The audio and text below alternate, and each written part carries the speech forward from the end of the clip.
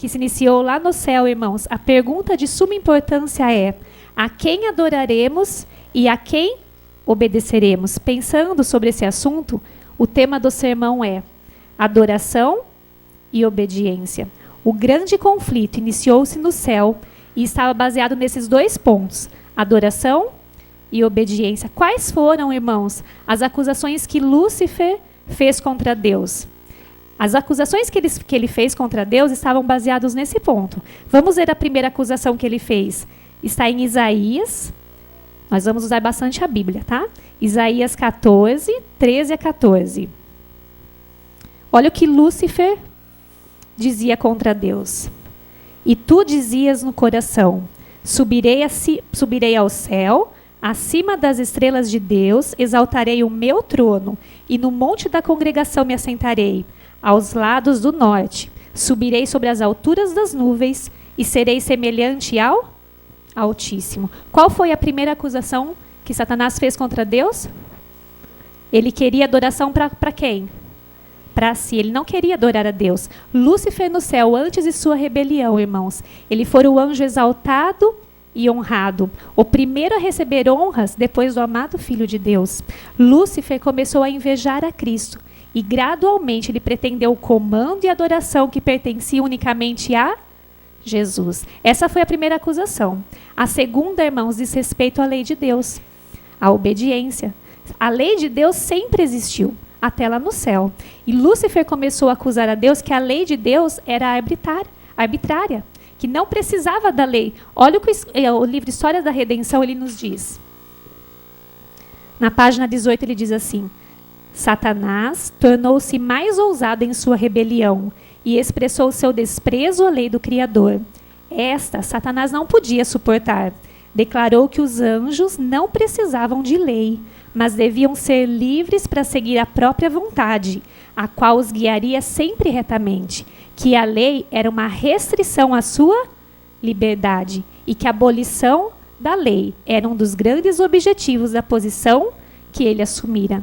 A felicidade, porém, irmãos, de todos os anjos dependia de sua perfeita obediência à lei de Deus. Será que o inimigo mudou de tática hoje, irmãos? Não é isso que ele quer atacar? A maioria das igrejas falam que a gente não precisa do quê? Da lei de Deus. Antes da rebelião de Satanás, lá no céu existia perfeita ordem e ação harmônica. Lúcifer começou então a querer reformar o governo de Deus, falando que ele queria fazer um governo que não tivesse lei. Porque a lei escravizava, ele falava. Será que a lei escraviza ou liberta, irmãos? A lei, conhecereis a verdade vos libertará. Sabe por que tem a lei de Deus, irmãos? Para sermos felizes.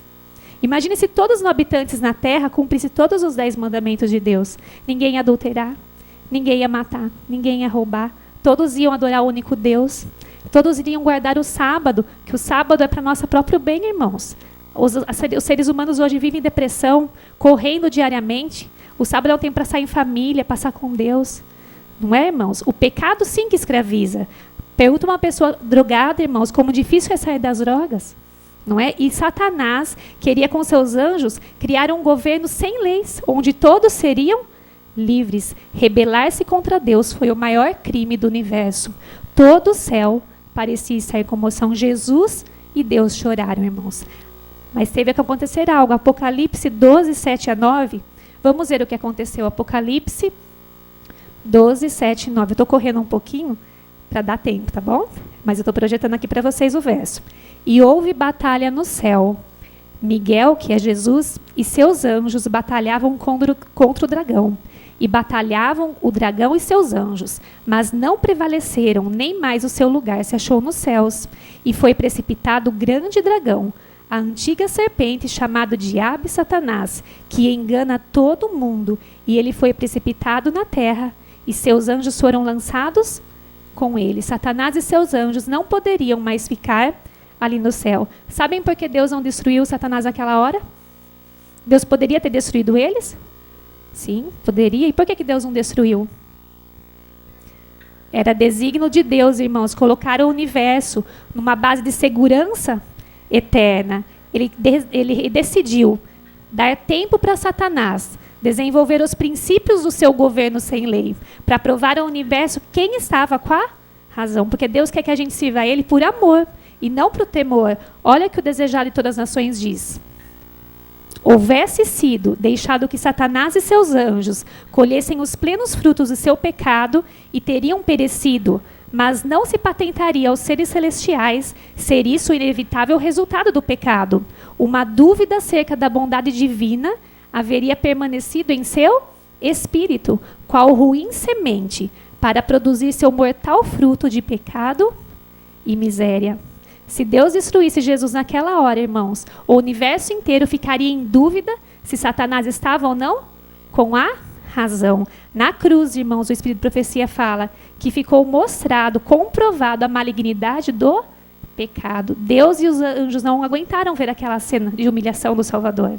Satanás induziu, irmãos, o homem ao pecado depois, instigando para que o homem não obedecesse e não adorasse ao seu Criador. Adoração e obediência. Nós vamos analisar, então, à luz da história bíblica e vamos ver alguns exemplos para a gente ver como esses dois pontos sempre estarão no cerne da vida cristã. Adoração e obediência. Vamos começar lá no Jardim do Éden. Quando Deus criou Adão e Eva, eles eram o povo de Deus? Eram filhos de Deus, mas o inimigo estava ali, irmãos, tentando desvirtuar esses dois pontos do relacionamento com o Criador. Quando Deus colocou Adão e Eva no Jardim do Éden, Ele colocou-lhes uma prova. Era grande ou pequena essa prova? Pequena? Qual foi a prova que Ele colocou? Isso. Ele poderia ter feito o contrário, às vezes eu fico pensando, não poderia? Ele poderia falar assim, olha, vocês só vão poder comer de uma árvore e de todas as outras vocês não vão comer. Mas olha que Deus amoroso. Aí o homem poderia dar desculpas, né? Mas também só tinha uma para eu comer. Deus fez o contrário, irmãos, para testar a lealdade do homem antes de colocar eles fora do perigo eternamente. Colocou uma árvore apenas. Não é assim nos dízimos e ofertas? Não é? Deus te dá 100%. E Ele não fala para você, me dê 90%, me devolve 90%, não. Me devolva 10%, meu filho. Deus não precisa do seu dinheiro, irmãos. Mas Deus precisa da fidelidade do seu coração, irmãos. Quem vier perder a vida eterna é você. Deus não pede 6 dias a semana. É lógico que nós devemos ter comunhão durante 6 dias, mas Ele pede apenas lealdade, irmãos. E nós sabemos o que aconteceu. A quem eu e você obedeceremos? Anjos de Deus iam diariamente ali no Jardim do Éden, instruir Adão e Eva que o inimigo estava ali, naquela árvore, para eles não se aproximarem daquela árvore. O inimigo não poderia andar no jardim todo tentando-os, não. Somente naquela árvore. Qual é a árvore na sua vida, irmãos? Qual que é o seu ponto fraco? Fique longe dele.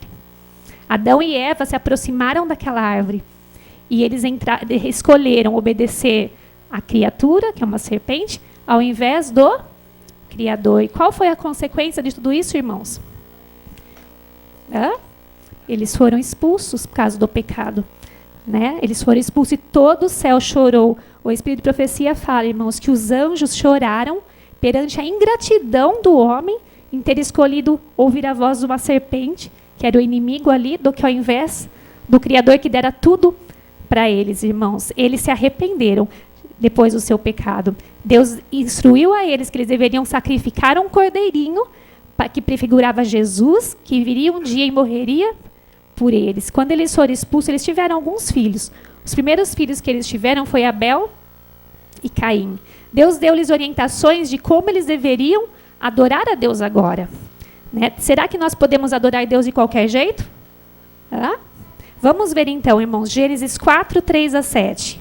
Lá diz, Gênesis 4, 3, 7. E aconteceu, ao cabo de dias, que Caim trouxe do fruto da terra uma oferta ao Senhor. E Abel também trouxe dos primogênitos das suas ovelhas e da sua gordura. E atentou o Senhor para Abel e para a sua oferta. Mas para Caim e para a sua oferta não atentou. E irou-se Caim fortemente, e descaiu-lhe o semblante. E o Senhor disse a Caim, por que tiraste? Por que descaiu o teu semblante? Se bem fizeres, não é certo que serás aceito? Se não fizeres bem, o pecado jaz à porta, e sobre ti será seu desejo, mas sobre ele deves dominar. Caim e Abel eram filhos de Adão, irmãos. Eles diferiam grandemente em caráter. Abel tinha um espírito de fidelidade para com Deus. Ele via justiça e misericórdia no trato de Deus para a humanidade. E com fé, ele sacrificava o cordeirinho com gratidão no coração, lembrando que um dia Jesus viria. Caim não, irmãos. Caim era lavrador. E ele queria fazer as coisas do seu jeito. Caim ele tinha um espírito de rebeldia e murmurava contra Deus por causa da maldição pronunciada sobre a terra por causa do pecado de Adão. Os dois, agora eu pergunto para vocês, né? Os dois foram adorar ao Senhor com a sua oferta? Os dois foram, que a gente pensa assim, Caim não foi, Caim também foi, irmãos. Os dois irmãos, de modo semelhante, construíram seu altar. Agora eu pergunto, os dois adoraram a Deus como deveriam adorar? Como Deus pedia? Será que a maioria das igrejas adora a Deus como Deus pede, irmãos? Caim trouxe suas ofertas perante ao Senhor com murmuração e infidelidade no coração. Ele meramente tomou dos frutos da terra e desrespeitou as exigências de Deus, porque Deus tinha falado o quê? Não deveria oferecer o fruto. Eles deveriam pegar um cordeirinho, sem máculas, né, sem defeito, sacrificar ali no altar, pedindo perdão pelos pecados, porque aquele cordeirinho simbolizava quem? Jesus, que um dia viria como cordeiro que tira o pecado do mundo. Abel não. Abel seguiu as exigências do Senhor. Abel trouxe do primogênito do seu rebanho, sacrificou ali o cordeiro com fé no Messias, e Deus, uma luz brilhou do céu, consumiu o altar, consumiu ali a oferta sobre o altar, e Caim viu aquilo. E ele ficou irado contra o Senhor e contra Deus. Irmãos, não basta as igrejas ou a gente dizer que tem fé. A verdadeira fé, ela se compara em obras, se comprova em obras em fazer a vontade de Deus. Patriarcas e profetas diz, a verdadeira fé, que confia inteiramente em Cristo, manifestar-se-á pela obediência a todos os mandamentos de Deus. Desde o tempo de Adão até o presente, o grande conflito tem sido com referência à obediência à lei de Deus. Em todos os séculos, houve os que pretendiam ter direito ao favor de Deus, mesmo enquanto estavam a desatender algumas de suas ordens. Mas as Escrituras declaram que pelas obras a fé foi aperfeiçoada, e que sem as obras da obediência, a fé é morta, diz Tiago 2, 22 e 17. Aquele que faz profissão de conhecer a Deus e não guarda os seus mandamentos é mentiroso, e nele não está a verdade. Nem todo o que me diz, Mateus 7, 21 diz, irmãos, nem todo o que me diz Senhor, Senhor, vai entrar no reino dos céus, mas o que faz a vontade do meu Pai, Jesus falou, que está nos céus. E eles vão responder, mas Senhor, em teu nome expulsamos demônios. Em teu nome fizemos curas e maravilhas e milagres. O que Jesus vai responder, irmãos? Apartai-vos de mim, que praticais a iniquidade. Eu nunca vos conheci. Então não é porque a gente professa o nome de Deus que a gente vai estar no céu um dia. A gente vai estar se nós o adorarmos como Ele pede que adoremos, e nós somos fiéis a todos os seus mandatos. Deus sempre teve o seu povo aqui na terra, irmão, seu povo fiel? Sempre. Aqueles que o adoravam verdadeiramente e obedeciam. Vamos começar do dilúvio, né? Depois de Caim e Abel, os descendentes de Caim encheram a terra de maldade, né? E Noé era descendente de Adão, né? Ele preservava o conhecimento do Deus verdadeiro. Na época do dilúvio, Noé e sua família, e havia algumas pessoas que adoravam também ao Deus verdadeiro. Alguns morreram antes de chegar o dilúvio, e quando chegou o dilúvio, alguns desistiam do caminho. Quando chegou o dilúvio, quem que entrou na arca? Só Noé e sua família. Eles eram o povo de Deus, porque eles amavam, adoravam a Deus e guardavam os seus mandamentos, obedeciam a sua ordem. Depois veio Abraão, irmãos. Abraão já era idoso, ele era um homem íntegro, temente a Deus, que se desviava do mal. E Deus olhou para Abraão e falou assim, Abraão, você não tem ainda nenhum herdeiro. Está vendo as estrelas dos céus? Eu vou fazer de você uma grande nação, tal como a quantidade de estrelas que há no céu. E Abraão foi o pai da fé, irmãos. Através de Abraão veio o povo de Israel. E era plano de Deus que Abraão passasse para os seus descendentes o conhecimento do Deus verdadeiro, como adorar e obedecer a Deus. Não é? Só que aconteceu o quê, irmãos?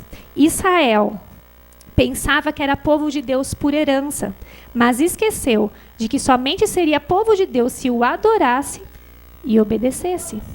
Quando veio Jesus, Israel não reconheceu o Messias. Deus queria que Israel, através do seu conhecimento, transmitisse a mensagem ao mundo e todos os povos conhecessem o Deus verdadeiro. Mas houve apóstolos que aceitaram a Jesus quando ele veio, não houve? E através dos apóstolos, ele instituiu a igreja cristã.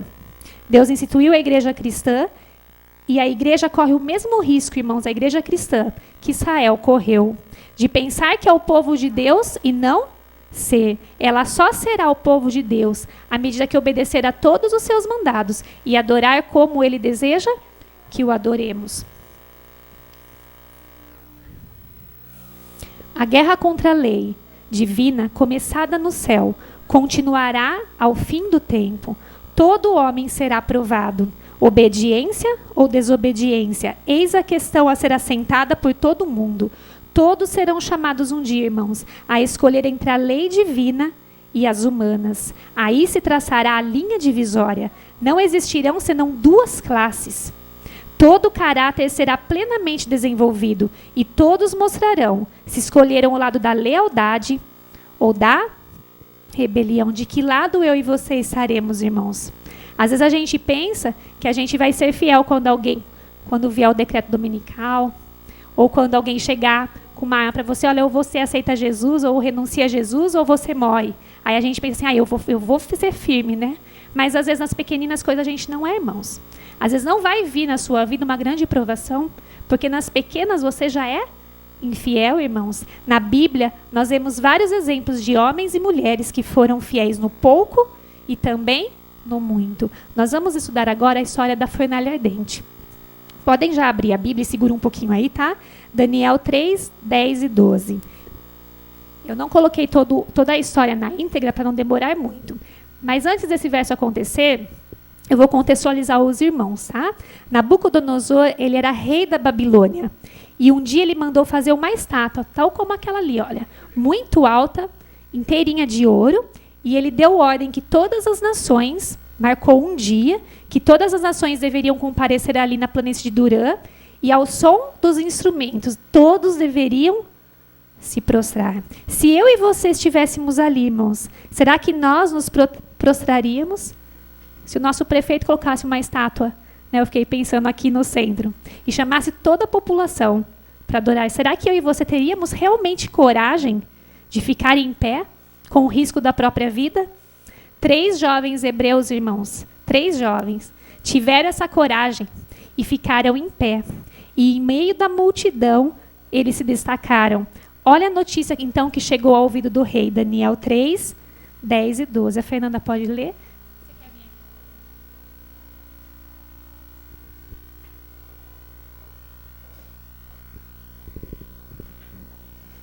Tu, ó rei, fizeste um decreto, pelo qual todo homem que ouvisse o som da buzina, da flauta, da harpa, da sambuca, do saltério e da gaita de foles, e de toda espécie de música, se prostrasse e adorasse a estátua de ouro.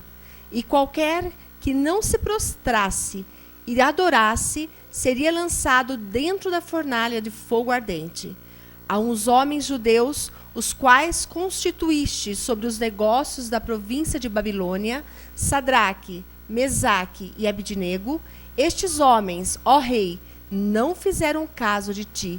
A teus deuses não servem, nem adoram a estátua de ouro que levantaste. Daniel 3, 10 e 12. Agora vamos parar para pensar um pouquinho, irmãos. Vocês acham que só havia 3 hebreus ali? Será que não havia mais nenhum judeu ali no meio? Havia muitos. Porque Nabucodonosor havia sitiado Jerusalém e levou cativo vários jovens. O rei, os utensílios do templo, todos estavam agora em Babilônia. Aqueles jovens, somente os 3, irmãos, imagina uma grande maioria de judeus ali. Somente os 3 tiveram a coragem e a fidelidade de permanecer em pé. Se posicionar é muito difícil, irmãos. Nós temos a tendência, às vezes, de ficar em cima do muro. O que estava em jogo ali não era o cargo, o status ou o emprego. O que estava em jogo ali era o quê? A vida deles. E eles tiveram a coragem e fé, irmãos, de permanecer em pé. Alguns judeus pensaram, sabe o que eu imagino? Eu não vou nem ajoelhar e nem ficar em pé. Eu vou ficar aqui meio agachadinho, porque aí Deus entende. Eu vou ficar aqui meio ajoelhado, assim, agachadinho no chão, porque aí eu não vou estar adorando. Mas eu também não preciso ficar em pé. Deus não pede isso de mim. Deus precisa de mim aqui. Né? Cuidado com a superficialidade na religião, irmãos. Essa superficialidade de ficar no meio do muro nos levará à ruína eterna. Nós precisamos ver qual é a plena vontade de Deus para a gente, irmãos. Obrigada. 3, vamos imaginar a cena. Aquela planície enorme de Durã e apenas 3 homens ficaram em pé. Eu imagino, irmãos, todo o universo naquela hora parou para observar aquela cena. Parou para ver se todos os judeus ficariam em pé testemunhando o Deus verdadeiro. Imagina a tristeza no céu de ver que apenas 3, mas a alegria ao mesmo tempo, pelo menos os 3 ficaram em pé. Todo o universo, irmão, está a ver a sua decisão nas pequenas e grandes provas da vida. Vamos ver então, essa informação foi levada para o rei. Vamos ver o que o rei fez. Daniel 3, 13, 15. O Ronaldo pode ler?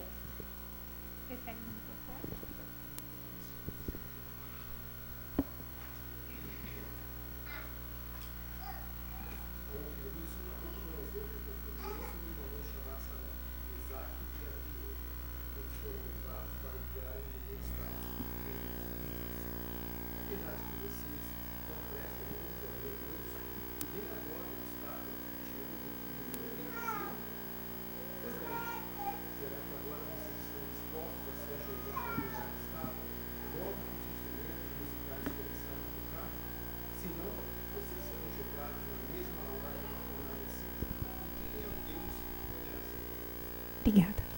O rei procurou, mediante ameaças, irmãos, uni-los, né, naquela grande multidão. Ele desejava dar outra oportunidade para aqueles jovens. Olha a tentação, a artimanha do inimigo, né? Deu uma nova chance para ver se eles iriam.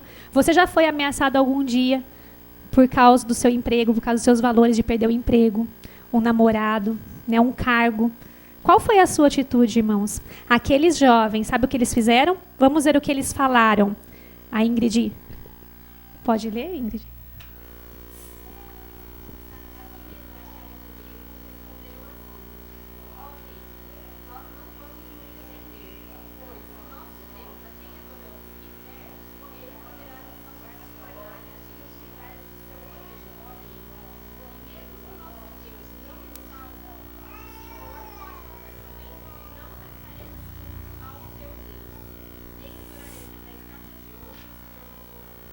Que fé, né, irmãos?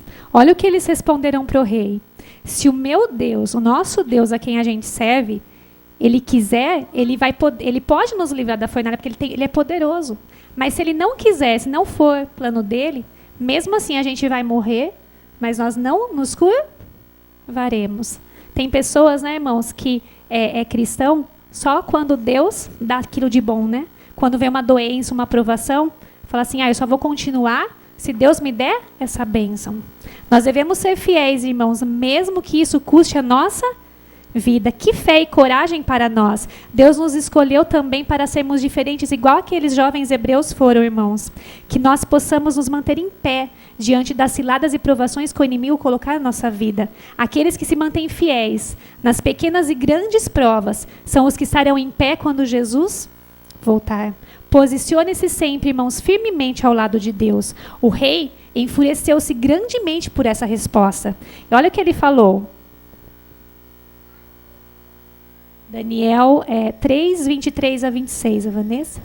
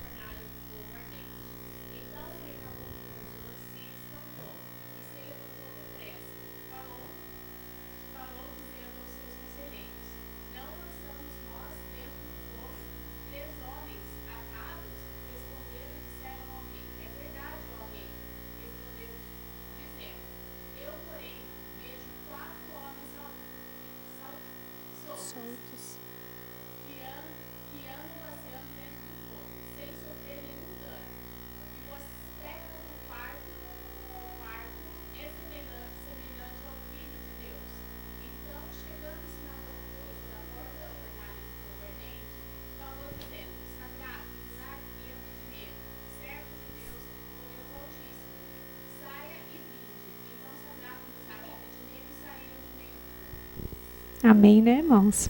O Senhor não esqueceu os seus, irmãos, sendo suas testemunhas lançadas dentro do fogo.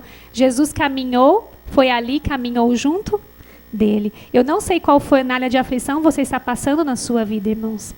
Eu não sei ainda quais aflições, quais fornalhas você enfrentará até Jesus voltar. Mas tenha certeza de uma coisa, irmãos. Deus não impediu que eles fossem jogados na fornalha. Impediu? Não, não impediu. Mas em meio ao fogo ele estava junto deles. Em meio às provações, irmãos, às vezes Deus não vai nos livrar das provações, mas você vai sentir a paz e a certeza da presença e companhia do amado Jesus ao seu lado. Olha o que Nabucodonosor, irmãos, continuou falando. Está em Daniel 3, 28 e 29. A Josi pode ler?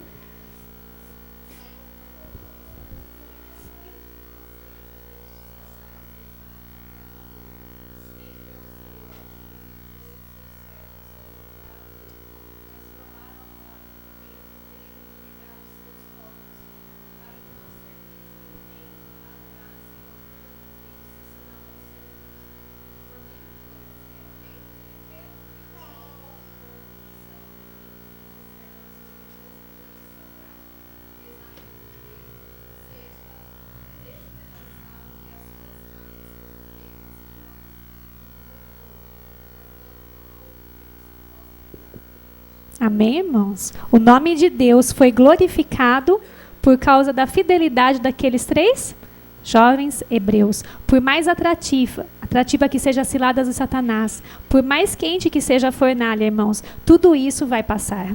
Mas aquele que é fiel a Deus permanecerá para sempre. A maior necessidade do mundo, irmãos, é de homens que não se compram nem se vendam. Homens que sejam fiéis ao dever, como a bússola ao polo, que sejam tão fiéis a Deus, ainda que caiam os céus. Você quer ser esse homem, essa mulher, irmãos? Eu quero. Senhor, então a gente tem que pedir, Senhor, me dá. Às vezes a gente contempla esses grandes homens, não é para a gente desanimar, é para a gente falar, Senhor, é possível em Ti. Né? Por mim mesmo eu não conseguiria ser fiel. Me ajude a ser se um dia for preciso. O grande conflito está terminando, irmãos. A ira de Satanás está sobre aqueles que adoram verdadeiramente a Deus e obedecem aos seus mandatos. Olha Profetas e Reis que diz: importantes são as lições a serem aprendidas da experiência dos jovens hebreus na planície de Durã. Nos dias atuais, muitos dos servos de Deus, embora inocentes de qualquer obra má, serão levados ao sofrimento, humilhação e abuso às mãos daqueles que, inspirados por Satanás, estão cheios de inveja e fanatismo religioso. A ira do homem será especialmente despertada contra quem? Contra os que santificam o sábado do 4º mandamento. E, por fim, um decreto universal denunciará esses como dignos de morte. Wellington, pode pôr a música de fundo? A gente vai terminar, vamos terminar. Estamos no limiar, irmãos, da eternidade. Chegará um dia em que todos teremos que tomar uma decisão ao lado de Deus, mesmo que isso custe a nossa vida. Meu esposo, irmãos, eu creio que Deus coloca cada pessoa aonde Ele quer, né? Então, não existe melhor ou pior profissão. Aquele que é presidente para Deus não é melhor do que um faxineiro, né? Aquele que é professor não é melhor que um padeiro. Mas Deus fez meu esposo ser piloto. Ele se formou na Academia da Força Aérea e ele é piloto de avião pelo poder de Deus, para glorificar o nome de Deus ali. E até 2008, ele sempre teve liberdade para guardar o sábado. Em 2010, aí 2009 ele parou de voar um pouco. Em 2010, Deus quis chacoalhá-lo. Colocou uma prova para a gente, irmãos, e referente ao sábado. O coronel chegou até ele e falou: Diz, você vai ter que voar sábado agora e não vai ter outra pessoa para fazer esse voo no seu lugar. Aí ele chegou, falou para mim: Vi, o que você acha? Eu falei: Tiago, se você morrer nesse voo, como vai estar a sua vida? Né? E ali então a gente decidiu, irmãos, sermos fiéis a Deus. Nós não sabíamos o que poderia acontecer. No sábado, na madrugada, a gente acordou 4 horas da manhã para orar e a gente se abraçou e chorou, e ele falou assim: Vi, a partir de agora nós não sabemos mais o que vai acontecer. Porque eles respeitaram uma ordem de um coronel. Ele apenas mandou uma ordem para o coronel falando: coronel, não vou poder voar, porque acima da sua ordem tem uma ordem maior que eu preciso obedecer. O coronel, então, ele foi até a casa do coronel. O coronel não falou nada para ele. Na segunda-feira ele foi conversar com o coronel e ele falou: Dias, essa decisão vai mudar a sua vida. E o coronel falou: irmãos, você vai ficar preso 8 dias. O Tiago ficou preso 8 dias lá na cadeia militar, né? E a gente não sabia, porque a gente não é formado em direito, né? E a gente também não conhecia muita gente. Tinha os irmãos da igreja, tinha vários advogados. A gente começou a buscar ajuda nessa parte. Ele ficou preso 8 dias e ele corria o risco. Isso aconteceu em março, irmãos. Isso prolongou até dezembro, nessa luta. Não sabia o que ia acontecer. Então ele ficou preso. E depois disso a gente começou a procurar ajuda legal. A gente foi até um ancião da igreja, primeiro ancião. E ele era advogado. A gente foi até a casa dele para até pagá-lo, né? Para a gente poder se respaldar legalmente. E aí o irmão, ao chegar na casa do irmão, ao invés de ele falar sobre lei, ele começou a falar que a gente estava sendo muito fanático, muito extremista, que o sábado não é para ser levado dessa forma, que ele muitas vezes, em últimos casos, ele advogava no sábado, que ele tinha feito pós. E quando eu citei dos amigos de Daniel para ele, né, que eles não simularam, às vezes, não ajoelhar, eles permaneceram fiéis, e isso que Deus pede da gente. Aí ele olhou para mim e falou: irmãzinha, você é muito xiita, você é muito fanática, você vai fazer seu esposo perder a sua carreira promissora por causa de uma opinião que não tem fundamento. Aí a gente saiu dali, né, uma aprovação, né, irmãos? E a gente chegou na igreja e falando com vários jovens, falavam a mesma coisa pra gente: ó, não é para ser guardado assim o sábado. Aí eu me dei conta, irmãos, como que a gente não vai poder no fim dos tempos, né, nos basear na consciência das outras pessoas. Vai ser você e a Bíblia somente. Ellen White diz, irmãos, eu coloquei esse verso porque eu falava bastante para o Tiago esse verso, que o selo de Deus não vai ser só no decreto, já está sendo colocado sobre nós, de acordo com as pequenas escolhas que a gente faz. E estava sendo colocado sobre nós se a gente morresse. E os amigos do Tiago começavam a zombar dele. Falar: Tiago, você é louco? Vai perder sua carreira por causa de um Deus assim? Deus não pede isso de você. Começavam a zombar de Deus, irmãos. E aí que eu falei pro tio, eu falei: olha, vamos começar a orar, que a gente nunca pediu para Deus livrar ou deixar a gente. Ele poderia ainda pegar 2 anos de cadeia civil e perder o emprego. E aí a gente começou a falar: Senhor, nós não vamos mais orar para o Senhor fazer ou não fazer, nada disso. A gente agora vai começar a orar para o Senhor glorificar o seu nome, tal como Elias fez no Monte Carmelo. Porque agora as pessoas estão zombando de ti, não estão zombando de nós. A gente aceitaria perder, ficar preso ainda por ti.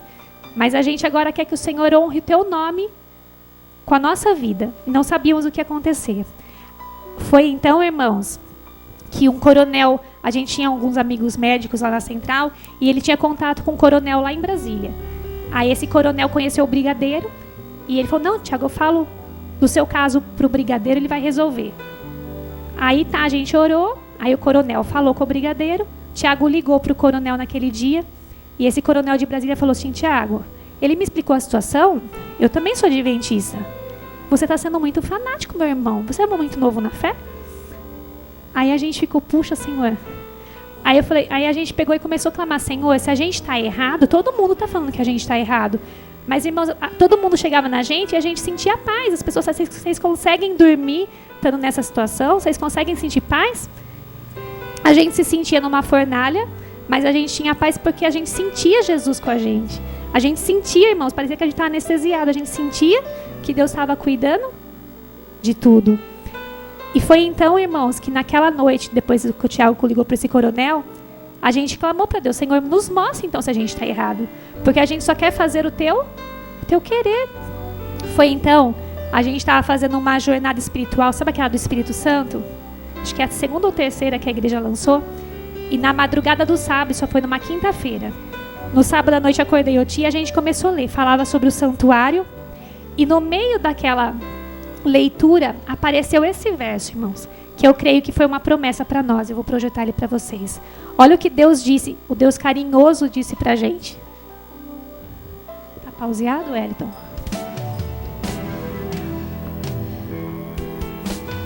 Havia esse verso, irmãos. O braço da onipotência está estendido para guiar-nos e conduzir-nos avante. E avante ainda. Avançai, diz o Senhor.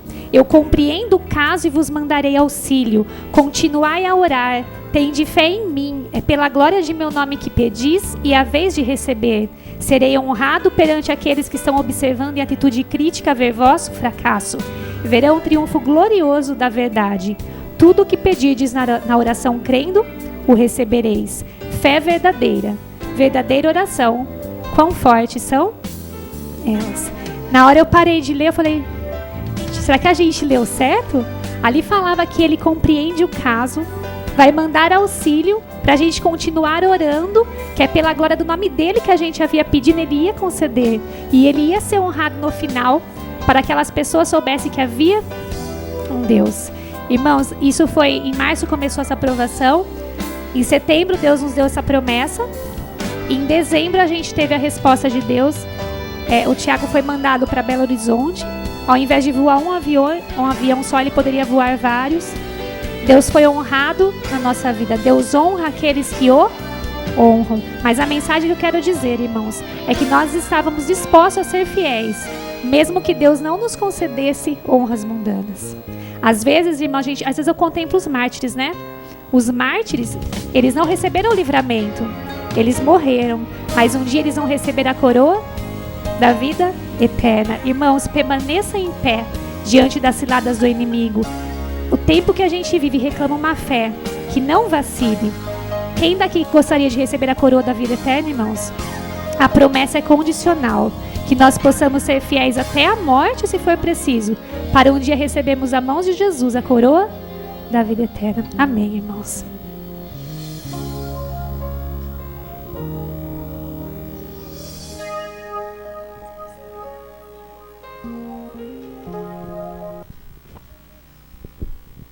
Irmãos, agora, depois dessa bela mensagem, né, vamos colocar de pé e cantar o hino final, que é do CD Jovem, né? Quero ser fiel a toda a prova.